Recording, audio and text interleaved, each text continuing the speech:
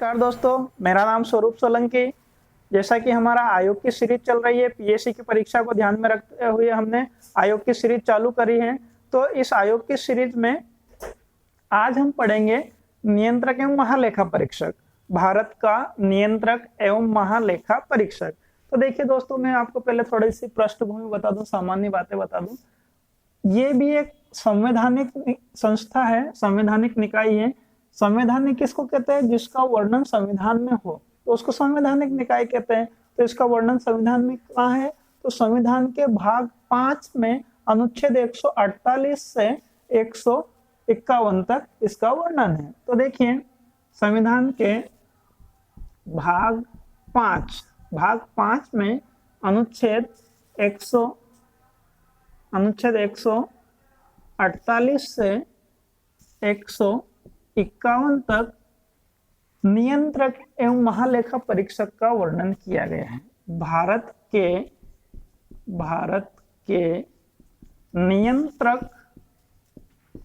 नियंत्रक एवं महालेखा परीक्षक का वर्णन किया गया है। ठीक है, अब देखिए, समझिए, यह शब्द इतना बड़ा लगता है, नियंत्रक एवं महालेखा परीक्षक। अपन इसको अंग्रेजी में देखते हैं तो अंग्रेजी में इसको कंट्रोलर एंड ऑडिटर जनरल बोलते हैं। कंट्रोलर, आधा माँ और आधा पा, माँ का उच्चारण आना चाहिए ना, माँ का। कंट्रोलर एंड एवं लिख देता हूँ, कंट्रोलर एवं ऑडिटर जनरल। अंग्रेजी में लिख रहे हैं तो एंड लिख देता हूँ। Controller and auditor general.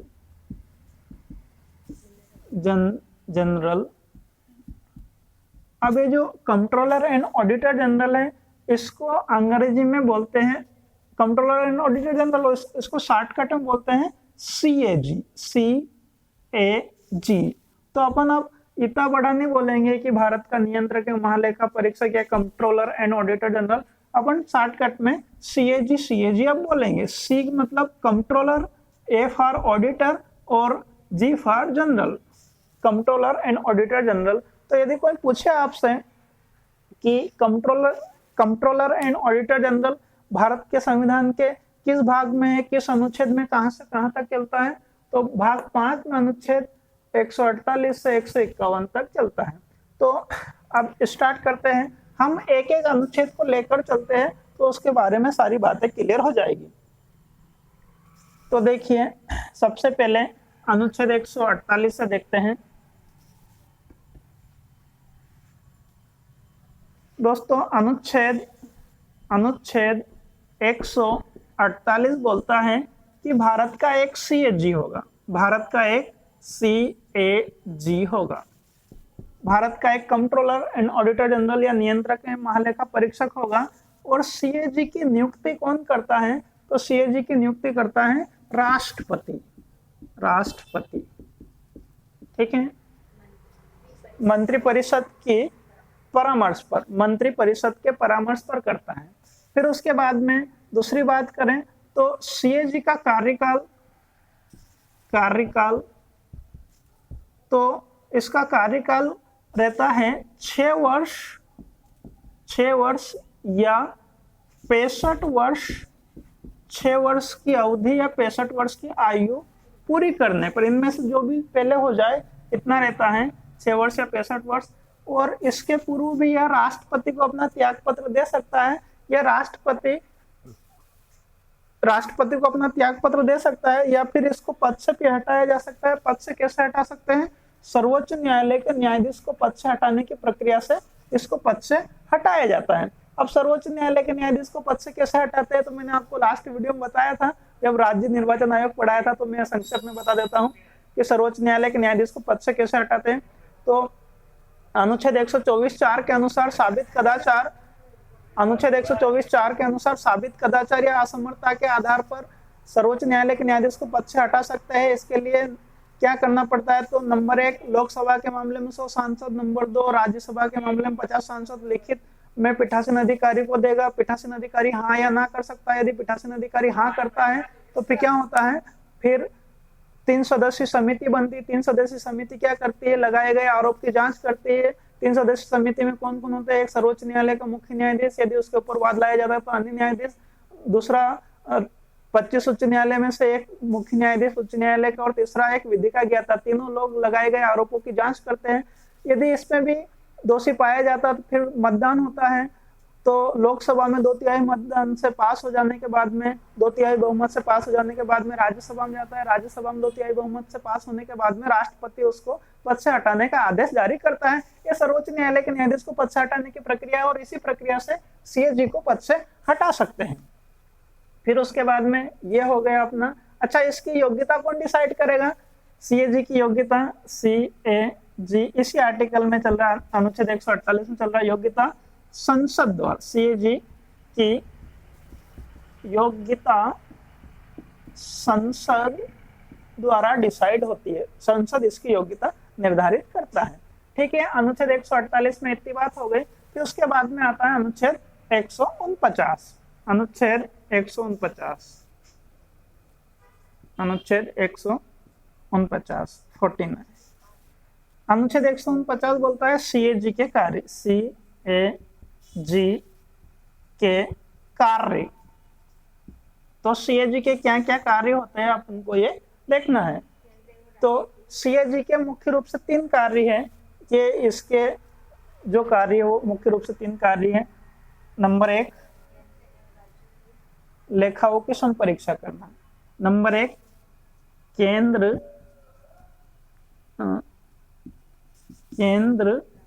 एवं नंबर 1 केंद्र एवं राज्य के लेखाओं की संपरीक्षा करना।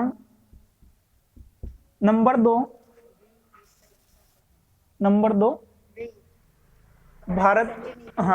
भारत की संचित निधि या आकस्मिक निधि। देखिए, भारत का सारा पैसा कहाँ जमा होता है, संचित निधि में या आकस्मिक निधि में। तो भारत की संचित निधि या आकस्मिकता निधि, इससे जो पैसा खर्च होता है उस खर्च की जांच करना। जांच या संपरीक्षा एक ही बात होती है। तो निधि, आकस्मिकता निधि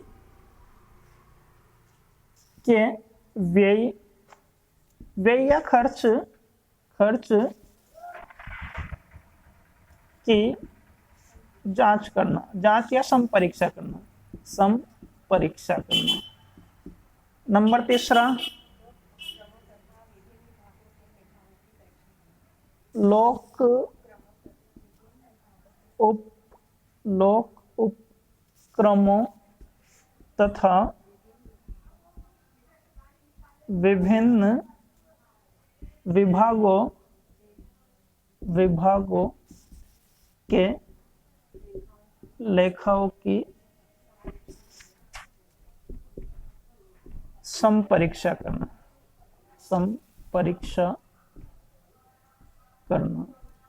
ये इसके कार्य देखिए दोस्तों। ये तो अपन ये किताबी लैंग्वेज में इसके कार्य समझ गए, लेकिन इसके वास्तविक कार्य अपन अपनी भाषा में यदि याद रखने के लिए करें तो मैं बताता हूँ कि सीएजी जो नियंत्रक एवं महालेखा परीक्षक रहता है ना, इसको पाई का हिसाब रहता है। ये एक रुपये का हिसाब रखता है, और कौन से विभाग को कितना पैसा मिला और उस विभाग ने वो पैसा कहाँ लगाया कि नहीं लगाया, उसकी एक रुपए की जांच करने का काम रहता है सीएजी को। उसका काम रहता है सीएजी को। मतलब वो पैसा सरकार देगी और वो पैसा उसमें लगाता नहीं लगाता, उसकी जांच, उसको चेक कौन करेगा, उसको वो जांच सीएजी करेगा। और जो जितने भी बड़े बड़े घोटाले पकड़ाते हैं, यदि सीएजी ईमानदार है तो यही सारे घोटाले पकड़ता है। लेकिन वर्तमान में ऐसा रहता है कि यदि घोटाला पकड़ना है तो पिछली सरकार के घोटाले पकड़ेंगे, क्योंकि सीएजी वर्तमान में उनका अनुयायी रहता है। तो ऐसा भी कभी कभी हो जाता है।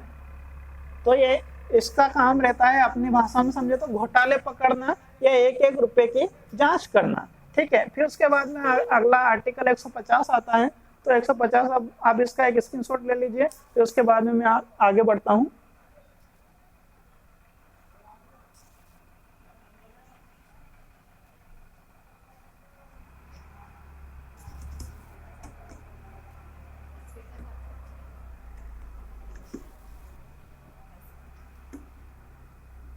अनुच्छेद 150, अनुच्छेद 150 इसमें क्या है, संघ एवं राज्यों के लेखा किस प्रारूप में रखे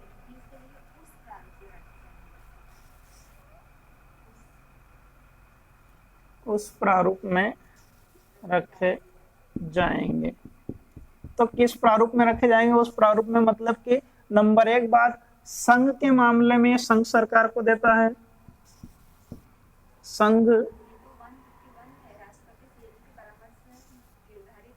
अच्छा, इसमें संघ के मामले में ये अगले आर्टिकल में है, ये है कि किस प्रारूप में रखे जाएंगे, तो उस प्रारूप में रखे जाएंगे। तो जो राष्ट्रपति रहता है, राष्ट्रपति सीएजी के परामर्श से निर्धारित करेगा।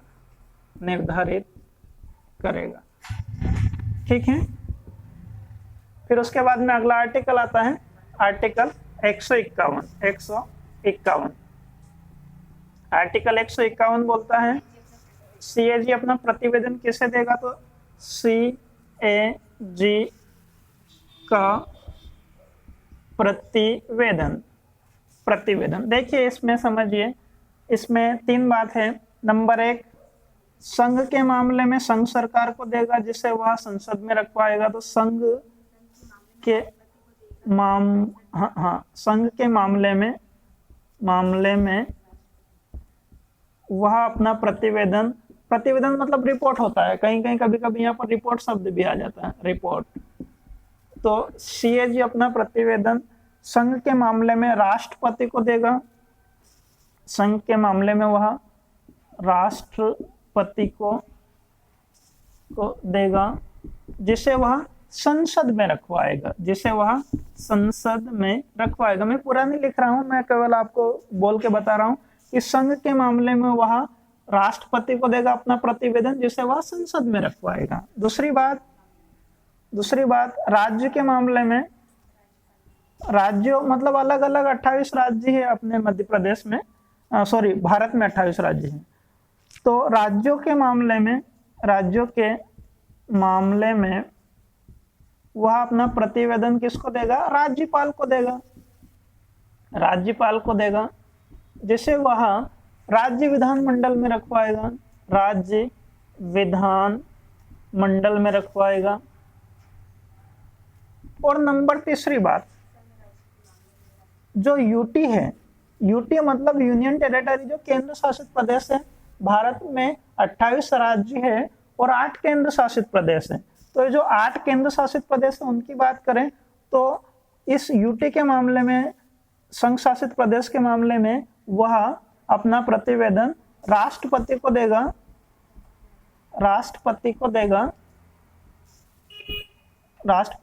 जिसे वह संसद में रखवाएगा।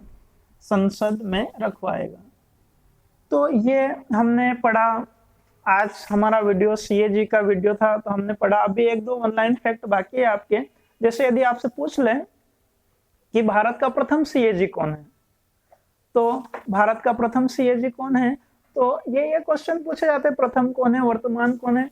तो यदि पूछ ले भारत का प्रथम सीएजी कौन है, तो मैं यहाँ पर लिख देता हूं, प्रथम सीएजी ये थे नरहरि राव। फिर उसके बाद में वर्तमान में कौन है, तो वर्तमान में है कौन है, गिरीश चंद्र मुर्मू। वर्तमान में जो CAG है, CAG, वह गिरीश चंद्र मुर्मू, गिरीश चंद्र मुर्मू। फिर उसके बाद में दोस्तों एक क्वेश्चन और आता है कि क्या CAG सेवानिवृत्ति के पश्चात कहीं शासकीय सेवा में, भारत सरकार या राज्य सरकार की सेवा में काम कर सकता है? तो इसका जवाब है नहीं। CAG का कार्यकाल 6 वर्ष रहता है, 6 वर्ष या 65 वर्ष की आयु तक रहता है, और वो अपना कार्यकाल समाप्त होने के बाद में किसी भी पद पर नहीं बनेगा, किसी भी शासकीय केंद्र सरकार या राज्य सरकार की सेवा में वो नहीं रहेगा, क्योंकि इसको सारी जानकारी रहती है। इस कारण से इसको सरकारी सेवा में नहीं रखा जाता। इसका जो वेतन है ना, ये वेतन इसका वर्तमान में लगभग 2,50,000 रुपए के आसपास है, ये अप्रोक्सीमेटली है।